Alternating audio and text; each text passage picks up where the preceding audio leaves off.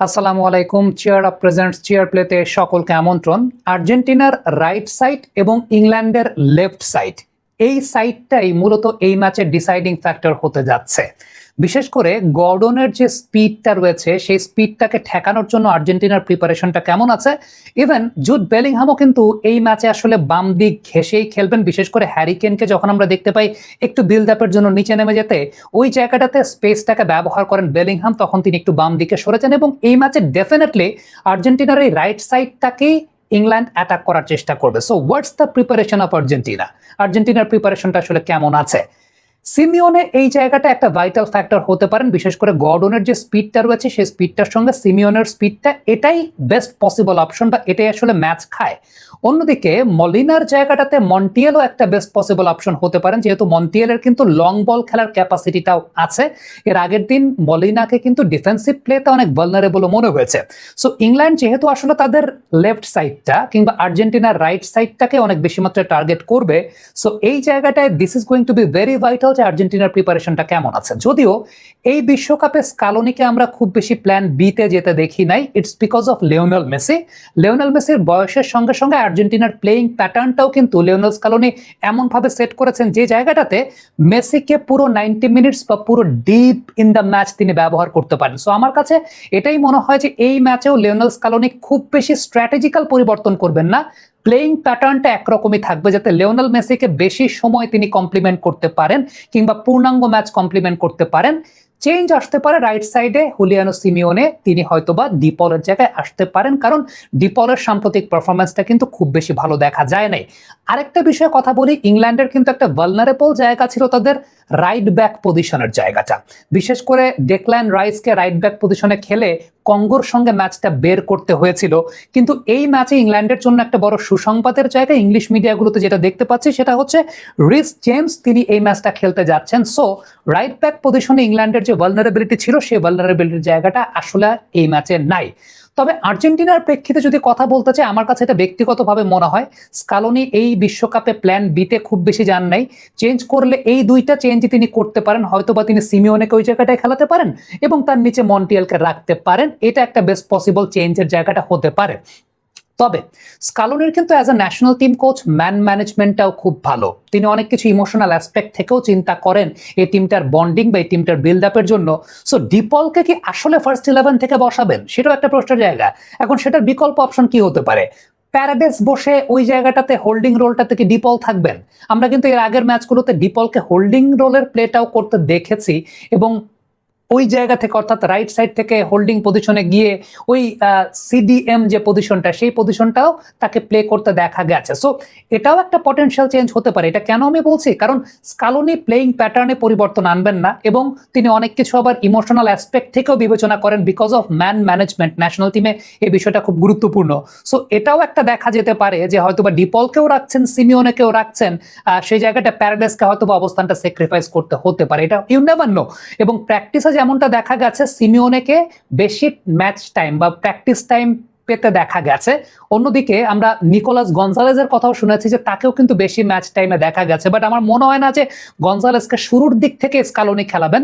Definitely গনজালেসকে second হাফে ব্যবহার করতে চাইবেন। গনজালেস বলি বা আলমাদা বলি, এই প্লেয়াররা থাকবেন মূলত আসলে একটা চমকের জায়গায়, বা নিকোপাস বার্কো তাদেরকেও এই ম্যাচে ব্যবহার করতে পারেন in the second half. But সবচেয়ে ইম্পর্টেন্ট ব্যাপারটা হচ্ছে আর্জেন্টিনা যেভাবে খেলতে চায়, ম্যাচটাকে একটু ডিপ করতে চায় এবং সে ডিপ করার কারণটা হচ্ছে লিওনেল মেসিকে যাতে তারা পরিপূর্ণভাবে ব্যবহার করতে পারে। এখন আমরা যদি একটু অ্যানালিসিসের জায়গাটাতে যাই যে আসলে এই ম্যাচটা কেমন হতে পারে, আর্জেন্টিনার সবচাইতে ইম্পর্টেন্ট রোলটা কিন্তু আর্জেন্টিনার স্ট্রেংথের জায়গাটা, তারা কিন্তু ভার্টিক্যাল পাসিং করে। তারা ভার্টিক্যাল পাসিং বা ভার্টিক্যাল ল্যাডার পাসিংটা তারা পছন্দ করে। ধরেন এ বি সি, আমরা যদি তিনটা অপশন চিন্তা করি, বি কিন্তু হয় সির কাভার, এ থেকে বলটা সিতে যায়। আমরা আলমাদার একটা ডামির ব্যাপারে জানি, এর আগে তিনি করেছেন, বাট এরকম ডামি কিন্তু আর্জেন্টিনা হরহামেশাই করে। আমি একটা ফুটেজ আপনাদেরকে দেখাচ্ছি। এবং তারা সবচেয়ে বেশি যে বিষয়টা পছন্দ করে সেটা হচ্ছে playing through the gap of the defence, অর্থাৎ ভার্টিক্যাল পাসিংটা playing through the gap of the defence, ডিফেন্সের মাঝখানে যে গ্যাপটা থাকে সেখান দিয়ে ভার্টিক্যাল পাসিংটা আর্জেন্টিনা খুব পছন্দ করে। ঠিক এই জায়গাটাই ইংল্যান্ডের সেন্টার ব্যাক পজিশনের প্লেয়ারদের একটা দুর্বলতার জায়গাও বটে।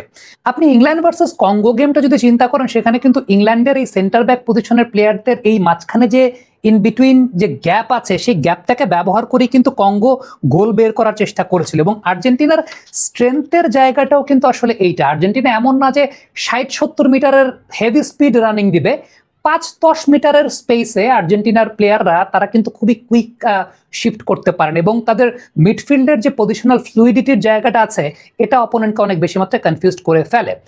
নিউ রিফ্রেশিং টেস্টে চিয়ার আপের নিউ রিফ্রেশিং টেস্ট এতটাই বেটার যে মন বলে চিয়ার আপ।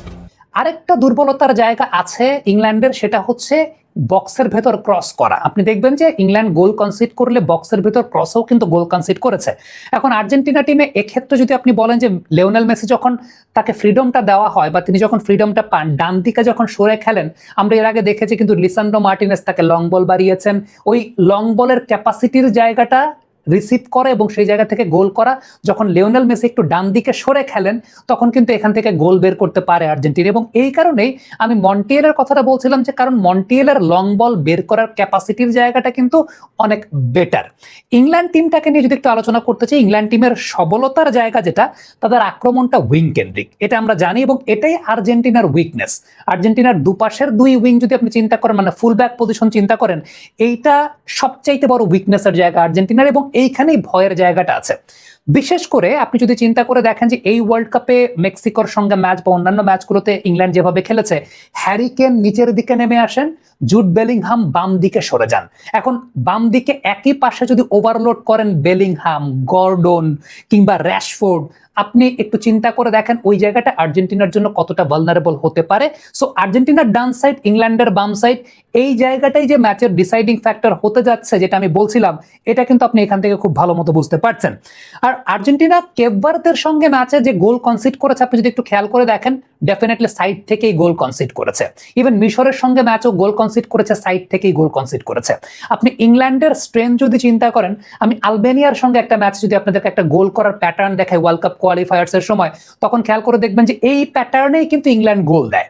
আবার আপনি যদি এই ওয়ার্ল্ড কাপেও চিন্তা করে দেখেন যে ইংল্যান্ড যেভাবে ওই জোনগুলো থেকে গোল দিচ্ছে, সেটাও কিন্তু আর্জেন্টিনার জন্য একটা আসলে ডিসিভিং ফ্যাক্টর। কঙ্গোর সাথে ইংল্যান্ড সেম ভাবে গোল বের করার চেষ্টা করেছে।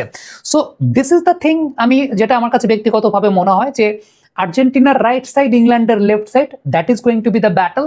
এবং এই ম্যাচের ডিসাইডিং ফ্যাক্টরটা আসলে এই জায়গাটাতেই হতে যাচ্ছে।